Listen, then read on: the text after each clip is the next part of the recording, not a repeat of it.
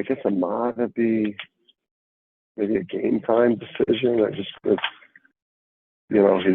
really trying to get back out there with the shoulder, showing incredible toughness and a desire to be out there. We just have to kind of see how the rest of today goes into tomorrow and see what his availability looks like. But it's improving.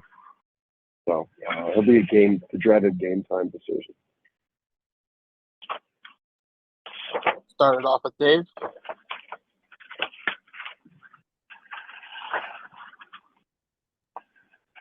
Hey, Dan. Obviously, you guys have seen a lot of Nembhard over the years. Does it seem like right now he's kind of playing at a level his highest level that you've probably seen him at? And, how much of a challenge is it going to be to try to contain him tomorrow night, whether particularly, distributing the ball?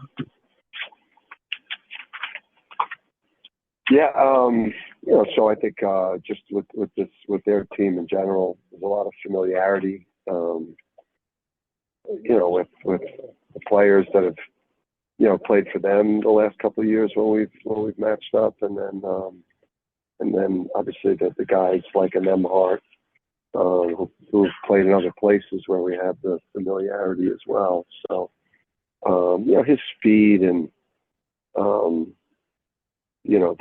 the offense that he generates, for his team, and he's assisting at such an incredibly high rate that I had my people just check to make sure he couldn't catch my brother. But I saw he was averaging, double-figure assists. But it looks like Bob's safe unless he's got a COVID year or something, potentially. But yeah, he's one of the best point guards in the country. He creates all types of problems for you in transition and in the ball screen game, and with his ability to put pressure on the defense. But overall, they have a great offense. Do you like the job Haas has done, particularly since he's kind of taken over the starting role? He's obviously, assists at a high rate and playing pretty well. Yeah, I think he's got a quarterback the team. He's got, he's got a couple centers on offense that have been incredibly efficient finishes. He's got, he's got some shooting scoring around him on the perimeter with Liam and Solo and Alex. And then off the bench, we've got some weapons that our point guards get to play with. That so yeah, I mean, we need them to execute our offense and to obviously to look to make plays and create opportunities for himself, but also get the ball to our weapons both on the perimeter and on the inside. Thanks. Got it. We'll go to Roger. Hey, Dan, in terms of Haas, where's his defense level at right now? I know early in the season you were disappointed with the guards not keeping guys in front of them. I mean, with a high-scoring team like this, that seems like it's kind of imperative. Are you happy with the strides made there? I mean, it was bad. I mean, overall, I think the group. I mean, we made less mistakes. We had less breakdowns versus Texas. I don't want to say minus a stretch in that game where they hit 7 threes or whatever it was, because you can't, actually subtract the part of the game. It happened, but we guarded better. It was encouraging. We looked like our old selves. We were better with our technique. We were better with our awareness and taking the scouting from the preparation to the court. And I thought we showed a greater will and toughness. But yeah, I mean, across the board, I mean, defensively, it starts with your point guard. It starts with your centers. And if you're not strong there, you're just not going to be good defensively. So, he was Hassan was better in the Texas game. But obviously our defense has not resembled who our identity and who we've been the last couple of years. And in terms of Sampson, obviously incredible field goal possession percentage. Both of your centers do. Is Sampson taking enough shots? I mean, 7 is the most he's had all season. Do you still need to get him the ball a little bit more? I mean, part of it is because he's been in foul trouble. His minutes are lower because he's obviously been in foul trouble, especially in the MTE. So we would like that. We would like him to, we would like to play through those guys, both those guys, even more. Because their numbers are crazy. Those guys are being just crazy efficient. Obviously, their teammates are putting them in a great spot. Thank you. We'll go to Joe and then Jaden. Yeah, Dan, I know every team, obviously, you guys have a big target on your back every game, but you played Gonzaga the last 3 years. Just how bad do you think they want this game, and how much have you emphasized that to the team? Yeah, I don't want to speculate on what their motivation is for the game. It's I think two of the best programs in the last 25 years, last 30 years in college basketball, Gonzaga and UConn, probably both top 5 most successful programs in the last 25, 30 years. And so I think it's just it's fun to take the court versus them because of the incredible consistency. The number of Sweet 16s in a row, the 2 Final Fours and the winning percentage, and I think the way that they do it, they got like really classy players, classy coach.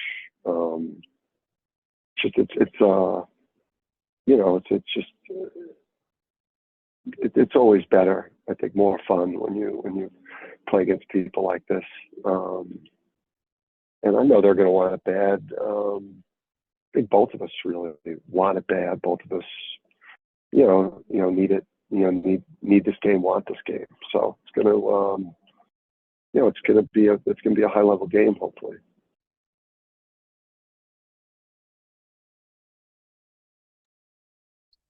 Jaden. Hey, Dan, how are you? What's up, Jade? Nothing much. Going into tomorrow night, would you say now, after getting back on track in the Baylor and Texas games, that the timing of going back to the Garden, where you've won 7 in a row, is a little more opportune for this group? Yeah, I mean, I think the going to play at MSG is always a thrill. I think it's certainly great vibes from the 7-0 at MSG, the 2-0 at Barclays, the 9-0, and the Burrows last year. Something we definitely have, the good vibes, but see, this is a whole new group of players. I know, that we're these new guys though that are looking to, announce themselves as this, next group of UConn players that will hopefully, keep this thing at championship level. This is, it's a big night for them tomorrow night. I think it's one of the best games of the weekend in college, if not the best game. So it's when UConn plays at the Garden, it's always special. Thanks, Dan. See you tomorrow. Appreciate you, brother. We'll go to Theo, then Sam. Yeah, Dan, I just want to get your thoughts on Graham Ike. You guys held him to 5 points last year. Obviously, Donovan Clingan was probably a big part of that. But what's the key to handling him again? And then also your thoughts on Braden Huff now that he's kind of more a part of their rotation this year. Yeah, I mean, it's listen, Donovan was a cheat code for us defensively. Just with what he did at the rim and what he would do to really good offensive players in the post, and we don't have that. But I do think we've been better. We've gotten better at guarding the post without fouling since we've gotten back from the MTE.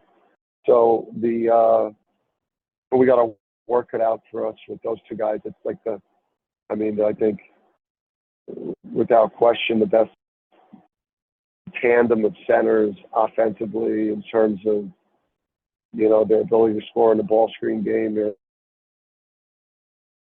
low post. Puff, let's say he's got a pretty clean 3-point shooting. EKs and has made some middies, and he's got a little Zach Randolph type of offensive game to him. He's nasty. He's hard. Everyone says can't let him get his right shoulder, but it's hard to keep him off his right shoulder. Same thing with Huff. So maybe the only thing that maybe strangely helps a little bit is like you are preparing for, they're both kind of lefties. So if maybe one was a righty and one was a lefty, it'd be even worse to prepare for because they're both so good. But I don't think anyone's got a center tandem like they've got right now. It's like kind of like what we've had the last couple of years. It's Sanogo and Donovan, where it's like, when the backup center comes in the game, they usually catch a break, but it's not like that for them. They're both excellent. Have you had a chance to touch base with your brother, given that Gonzaga played ASU in the second game this season? Yeah, we did. I mean, we talked before the game, and then we talked after the game. But it was game two. It was game two, and but I grilled them a little bit about them at the time, and then obviously they're doing some things differently, offensively, defensively, than they were earlier in the year, like everyone else. Stuff. You're making these kind of tweaks and and adjustments from things that you didn't like early on, and trying to anticipate what they're going to do against you. So with their ball screen defense and switching, what are they going to switch? Are they going to switch 1 through 4? Are they going to switch 1 through 5? They're going to switch on ball. They're going to switch off ball. They're going to be in a drop. Are they going to hedge? Are they going to switch? How much 3/4 court? 1-2-2 are they going to play? So. Thank you. Gotcha. Sam, and then Wayne to wrap us up. Hi, Coach. Going off of what you were talking about earlier about the newcomers at Madison Square Garden, there's obviously that pressure of playing there, and it's unlike any other. With the newcomers that are going to make an impact tomorrow, how do you prepare them for that type of spotlight? For that spotlight, and how have you, like the player from last season, like Solo Ball had a big game as a freshman last year. Like how they have helped them prepare for that type of pressure. Yeah, I think Sam, when you when you play at UConn, there's a constant expectation or constant pressure to play or coach here with the standard that was set before us, and then the standard that we've set, and it becomes second nature. I think it's more excitement.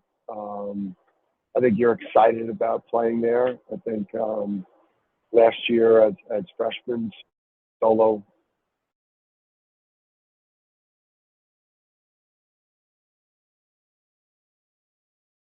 the year, and then Jalen Stewart played great in that building during the Big East tournament. So We got some guys, I think, Hassan played really well in there. Alex, Sam had great moments there. So we have a number of players that, have good vibes going into the building. And I think the guys that haven't played in there with us are just excited to go play there. I don't think they really feel any nerves about it. All right, thanks, Coach. Gotcha, buddy. Last one from Wayne. Hi, Dan. Alex was great against Hey, Rick. Texas.